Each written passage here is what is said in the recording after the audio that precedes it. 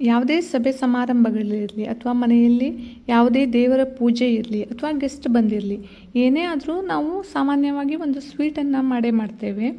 ಅದರ ಜೊತೆಗೆ ಯಾವುದೇ ಸ್ವೀಟ್ ಮಾಡಿದರೂ ಜೊತೆಗೊಂದು ಪಾಯಸವನ್ನು ಮಾಡಲೇಬೇಕು. ತರಾವರಿಯ ಪಾಯಸಗಳನ್ನು ಮಾಡ್ತೇವೆ. ಕಾಳುಗಳಿಂದ ಇರಬಹುದು, ಬೇಳೆಗಳಿಂದ ಇರಬಹುದು ಅಥವಾ ಹಣ್ಣುಗಳಿಂದ ಇರಬಹುದು.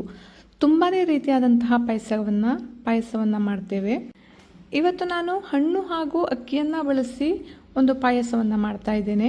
ಅದು ಬೊಕ್ಕೆ ಹಲಸಿನ ಹಣ್ಣಿನಿಂದ ಮಾಡಿರುವಂತಹ ಪಾಯಸ. ತುಂಬಾ ಚೆನ್ನಾಗಿರುತ್ತೆ. ಹಾಯ್ ಫ್ರೆಂಡ್ಸ್, ನಮಸ್ಕಾರ. ವೆಲ್ಕಮ್ ಟು ನಳಪಾಕ. ಬನ್ನಿ ಹಾಗಾದರೆ ಈ ಪಾಯಸವನ್ನು ಹೇಗೆ ಮಾಡೋದು ಅನ್ನೋದನ್ನು ನೋಡೋಣ. ನೋಡಿ, ನಾನಿಲ್ಲಿ 1 ಲೋಟದಷ್ಟು ಅಕ್ಕಿಯನ್ನು ತಗೊಂಡಿದ್ದೇನೆ. ಇದು ಮಾಮೂಲಿಯಾಗಿ ನಾವು ಊಟ ಮಾಡುವಂತಹ ಸೋನಾ ಮಸೂರಿ ಅಕ್ಕಿ ಅಲ್ಲ.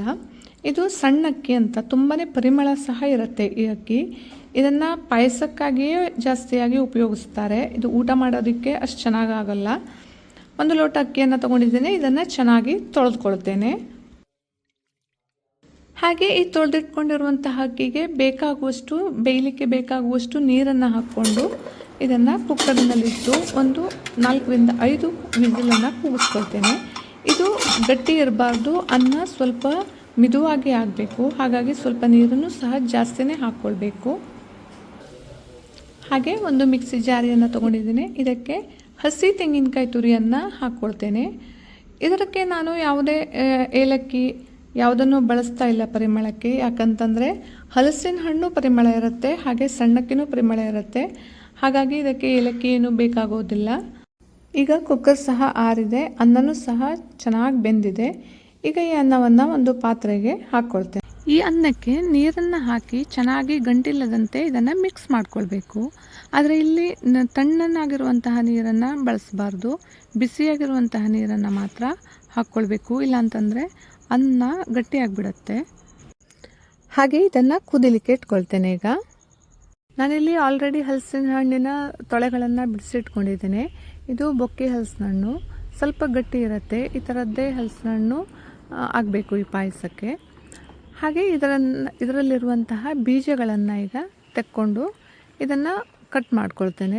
ತುಂಬ ಚಿಕ್ಕದಾಗಿ ಕಟ್ ಮಾಡ್ಕೊಳ್ಬೇಕಂತೇನಿಲ್ಲ, ಈ ರೀತಿಯಾಗಿ ಕಟ್ ಮಾಡಿಕೊಂಡ್ರೆ ಸಾಕು. ಈಗ ಕುದೀತಿರುವಂತಹ ಅನ್ನಕ್ಕೆ ಈ ಬಿಡಿಸಿಟ್ಕೊಂಡಿರುವಂತಹ ಹಲಸಿನ ಹಣ್ಣಿನ ತೊಳೆಗಳನ್ನು ಸೇರಿಸ್ಕೊಳ್ತೇನೆ. ತುಂಬ ಹಲಸಿನ ಹಣ್ಣಿನ ಸೊಳ್ಳೆಗಳೇನು ಬೇಕಂತಿಲ್ಲ, ಇದಕ್ಕೆ ಪರಿಮಳಕ್ಕೋಸ್ಕರ ಹಾಕೋದು. ಹಾಗಾಗಿ ಸ್ವಲ್ಪನೇ ಹಾಕ್ಕೊಂಡ್ರೂ ಚೆನ್ನಾಗಿರುತ್ತೆ. ಹಲಸಿನ ಹಣ್ಣಿನ ತೊಳೆಗಳನ್ನು ಹಾಕ್ಕೊಂಡ್ಮೇಲೆ ಒಂದು ಕುದಿ ಬಂದರೆ ಸಾಕು. ಇದು ಬೇಗ ಬೆಂದ್ಬಿಡುತ್ತೆ. ಹಾಗಾಗಿ ಜಾಸ್ತಿ ಹೊತ್ತು ಇದನ್ನು ಕುದಿಸ್ಕೊಳ್ಬೇಕಂತೇನಿಲ್ಲ. ಹಾಗೆ ಇದಕ್ಕೆ ಒಂದು ಅರ್ಧ ಟೀ ಸ್ಪೂನ್ನಷ್ಟು ಉಪ್ಪನ್ನು ಸೇರಿಸ್ಕೊಳ್ತೇನೆ. ಎಷ್ಟೇ ನಾವು ಸಿಹಿಯನ್ನು ಸೇರಿಸಿದ್ರೂ ಒಂದು ಸ್ವಲ್ಪ ಉಪ್ಪನ್ನು ಸೇರಿಸದೆ ಹೋದರೆ ಅದರ ಟೇಸ್ಟ್ ಬರಲ್ಲ ಪಾಯಸದ್ದು. ಹಾಗಾಗಿ ಒಂದು ಅರ್ಧ ಟೀ ಸ್ಪೂನಷ್ಟು ಉಪ್ಪನ್ನು ಹಾಕ್ಕೊಳ್ತೇನೆ. ನೋಡಿ, ಹಲಸಿನ ಹಣ್ಣಿನ ತೊಳೆಗಳೆಲ್ಲ ಚೆನ್ನಾಗಿ ಬೆಂದಿದೆ.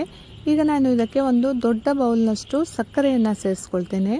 ಸಕ್ಕರೆಯನ್ನು ನೀವು ನೋಡಿಕೊಂಡು ಸೇರಿಸ್ಕೊಳ್ಳಿ. ಸಕ್ಕರೆ ಬದಲಿಗೆ ಬೆಲ್ಲವನ್ನು ಸಹ ಇಲ್ಲಿ ಬಳಸಬಹುದು. ಕೆಲವರಿಗೆ ಪಾಯಸ ತುಂಬ ಸಿಹಿ ಬೇಕಾಗುತ್ತೆ, ಕೆಲವರಿಗೆ ತುಂಬ ಸಿಹಿ ಬೇಕಾಗಲ್ಲ. ಹಾಗಾಗಿ ಬೆಲ್ಲ ಅಥವಾ ಸಕ್ಕರೆಯನ್ನು ನೀವು ನಿಮ್ಮ ರುಚಿಗೆ ನೋಡಿಕೊಂಡು ಸೇರಿಸ್ಕೊಳ್ಬೇಕು. ಹಾಗೆ ಇಲ್ಲಿ ರುಬ್ಬಿಟ್ಕೊಂಡಿರುವಂತಹ ತೆಂಗಿನಕಾಯಿಯನ್ನು ಸೇರಿಸ್ಕೊಳ್ತೇನೆ. ತೆಂಗಿನಕಾಯಿ ಬದಲಿಗೆ ನೀವು ಇಲ್ಲಿ ಹಾಲನ್ನು ಸಹ ಸೇರಿಸ್ಕೊಳ್ಬಹುದು. ನಾನು ಹಾಲನ್ನು ಸೇರಿಸ್ತಾ ಇಲ್ಲ, ಕೇವಲ ತೆಂಗಿನಕಾಯಿ ರುಬ್ಬಿರೋದನ್ನು ಮಾತ್ರ ಹಾಕ್ತಾ ಇದ್ದೇನೆ. ಇದನ್ನು ಹಾಕಿ ಚೆನ್ನಾಗಿ ಕುದಿಸ್ಕೊಳ್ಬೇಕು. ಮೊದಲೇ ಇದನ್ನು ತುಂಬ ದಪ್ಪ ಮಾಡ್ಕೊಳ್ಬಾರ್ದು. ಯಾಕಂತಂದರೆ ಇದು ಅಕ್ಕಿ ಆಗಿರೋದ್ರಿಂದ ಆರ್ತಾ ಹೋದಾಗೆ ಇದು ಮತ್ತೆ ದಪ್ಪ ಆಗ್ತಾ ಹೋಗುತ್ತೆ. ಹಾಗಾಗಿ ಮೊದಲೇ ಬೇಕಾದಷ್ಟು ನೀರನ್ನು ಸೇರಿಸ್ಕೊಂಡು ಬಿಡಬೇಕು.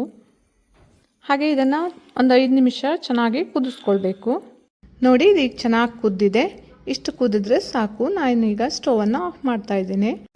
ಘಮಘಮಿಸುವಂತಹ ಹಲಸಿನ ಹಣ್ಣಿನ ಪಾಯಸ ರೆಡಿ ಆಯಿತು. ಇವತ್ತಿನ ನನ್ನ ಈ ವಿಡಿಯೋ ಇಷ್ಟ ಆದರೆ ಲೈಕ್ ಮಾಡಿ, ಶೇರ್ ಮಾಡಿ, ಕಮೆಂಟ್ ಮಾಡಿ ಹಾಗೂ ಸಬ್ಸ್ಕ್ರೈಬ್ ಮಾಡಿ. ಹೀಗೆ ಇನ್ನಷ್ಟು ಒಳ್ಳೊಳ್ಳೆ ವಿಡಿಯೋದೊಂದಿಗೆ ಮತ್ತೆ ಬರ್ತೇನೆ. ಅಲ್ಲಿ ತನಕ ಬಾಯ್ ಬಾಯ್.